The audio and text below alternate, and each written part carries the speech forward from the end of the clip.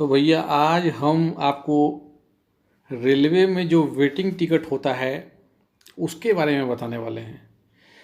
बहुत बार सर्दियों में क्या होता है कि आपका बहुत सारा ट्रेन जो है रद्द हो जाता है, कैंसिल हो जाता है और फिर आपको टिकट नहीं मिल पाता, या फिर भारत में जो है बहुत सारा त्यौहार है, फेस्टिवल है, तो बहुत सारे लोग जो है इधर से उधर जाना चाहते हैं, तो भीड़ भाड़ के चलते बहुत बार उनको कन्फर्म टिकट नहीं मिल पाता है। तो भैया ये प्रॉब्लम से बचने के लिए वेटिंग लिस्ट टिकट जो है रेलवे जारी करता है। लेकिन आपने कभी कभी नोटिस किया होगा कि हमारा कभी कभी वेटिंग बहुत ज़्यादा रहता है, लेकिन फिर भी देखोगे कि आपका टिकट कन्फर्म हो जाएगा। और कुछ लोगों का वेटिंग जो है बहुत कम रहता है, फिर भी देखोगे कि उनका टिकटवा जो है वहाँ पर कन्फर्म नहीं हो पाता है। तो इसका क्या कारण है? इसका कारण ये है कि रेलवे जो होता है वो कई प्रकार का वेटिंग टिकट जो है जारी करता है।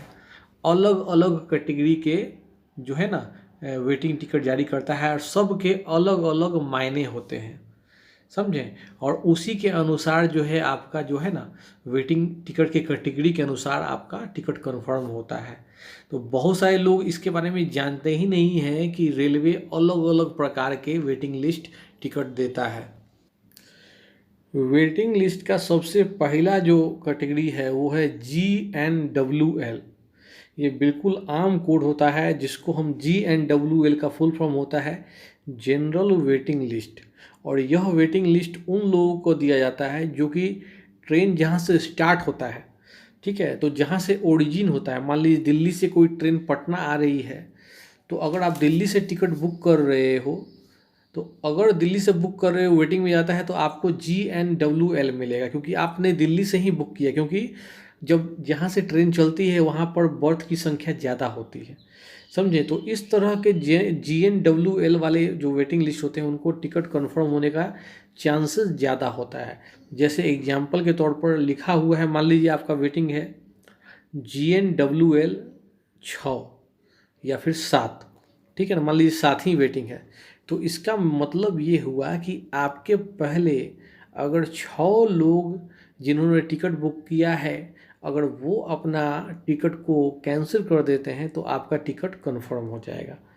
तो waiting list GNWL waiting list जो है 7 का मतलब ये है कि आपके पहले वाले 6 लोग कैंसिल कर दे, आपका टिकट कंफर्म हो जाएगा। अब इसके बाद हम लोग रेलवे का दूसरा कैटेगरी का बात करते हैं वेटिंग लिस्ट वाला, तो वो होता है RLWL।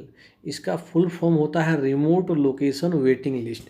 कहने का मतलब जहाँ से ट्रेन चला और जहाँ उसको जाना है उसके बीच में जो स्टेशन आएंगे वहाँ से यह वेटिंग लिस्ट आपको दिया जाता है। कहने का मतलब एग्जांपल देते हैं, उदाहरण देते हैं, घबराइए मत।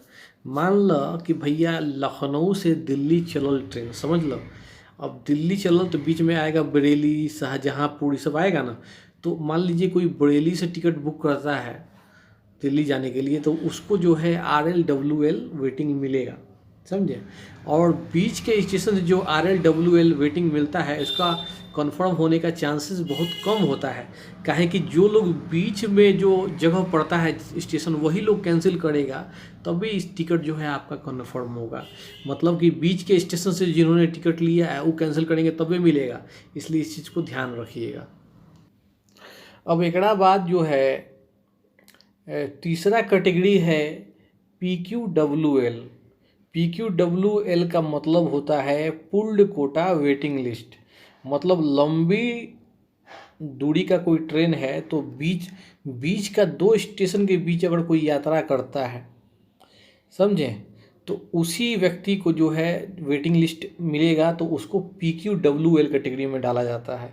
और PQWL में कैटेगरी में जो वेटिंग लिस्ट होता है उनका कन्फर्म होने का चांसेस जो है बहुत कम होता है, समझे। कोनो बीच का स्टेशन जहाँ से ट्रेन चालू हुआ है वो नहीं बोल करना, कहीं बीच में स्टेशन जो होगा उसको वेटिंग दिया जाता है।